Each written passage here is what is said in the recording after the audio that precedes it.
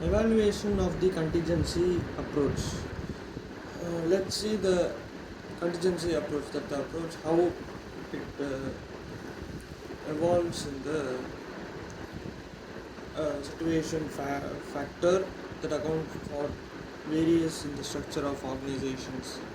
It is more concerned with the difference among organizations than the similarities. It rejects a number of assumptions of the classical and human relations approaches and the idea of one best from one best form of organization structure. For its part, however, the contingency approach tends to assure that organizational preference is dependent upon the degree to which the structure of the organization matches the prevailing contingencies. Now let's see the criticisms, that is the limitations of this approach. As with other approaches to organization and management, contingency theory has been subject to a number of criticisms or doubts about its partial value to management. The criticism and difficulties, that is the limitations of the contingency approach, usually revolve around 7 main issues. That is, one is the causal relationship, organizational performance, independent variables, multiple contingencies, planned change, power factor, and timing of organizational change. Contribution to contingency theory. Despite the criticisms and limitations of the contingency theory, it has proved a further insight into our understanding of relationships among factors influencing the structure, management, and operations of work organization. The basic concepts of the contingency approach helps managers to develop a more through understanding of complex situations and to take appropriate action. It also draws attention to the difficulties with mixed form of organization and to the importance of different structures for different activities and situations. Now let's see the culture as a contingent factor. Several writers have sought to examine whether the principles of contingency theory hold the true in different national contexts.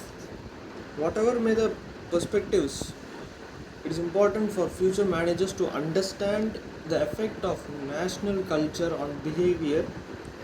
This is of increasing significance with the growth of multicultural workforces and the effects of the European Union on organizational design. Next, the historical and societal context. Uh, there are two people, that is Snyder and Berswaks, suggest that while managers are ready to accept national culture as an influence on the way people relate to each other, they are less convinced of its real effect on the structure, systems, and process of the organization. However, the emerging approaches to management reflect different cultural assumptions and models of management have diffused across countries at different rates in different ways. Historical and societal context needs to be considered to understand the adoption of the diffusion or different forms of organization across countries. Snyder and Berswaks discuss the multi-dimensional impact of culture on organizations and management and maintain that it would be a mistake to base a prediction regarding structure of process on a single cultural dimension. Cultural variations and organization structure. That is, it is a drawn attention to cultural variations in the grievance of business that affect organization structure. changing face of the workplace. Previous chapters we have seen that referred to the changing nature of the workplace. Now we are going to see the changing face of the workplace. The effects of increased economic pressures and demands for greater competitiveness have drawn attention to the importance of structural variables. The movement towards tighter and leaner organizations has emphasized the importance of alternative forms of structure and of the demand for flexibility. Among structural variables are information technology and remote working, outsourcing, and in particular demands for flexibility. It is discussed below. Let's see the flexibility. Relationship between the organization and individuals and IT. The impact of information technology has significant effects on the structure, management, and functioning of most organizations. It demands new patterns of work and affects individual jobs, the formation and operation of groups, the nature of supervision, and managerial roles. Next comes the remote working. Most manufacturing and industrial organizations still requires the physical presence of staff at the place of work. Outsourcing. In order to free management to concentrate on core activities, business are making increasing use of outsourcing and having a wider range of non-core services provided to them by specialist service providers. See the demand for flexibility.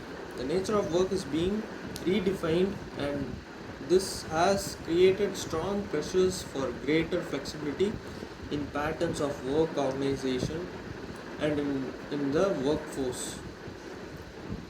The flexible firm. A significant approach was Atkinson's idea of the flexible firm. He suggests that firms are really looking for three kinds of flexibility. First is the functional flexibility, numerical flexibility, and financial flexibility. Flexible working arrangements are a range of options designed to help employees balance work and home life and can describe the place of work or the contract of employment.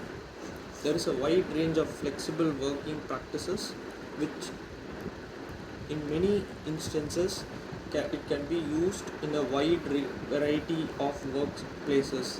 It is in like part-time working, flexi time, shift swapping, annual hours, worked or from home, term time working, staged hours, self rostering, career breaks from work, mobile working or teleworking, compressed working hours, time off in lieu, job sharing. And next comes the telecommuting.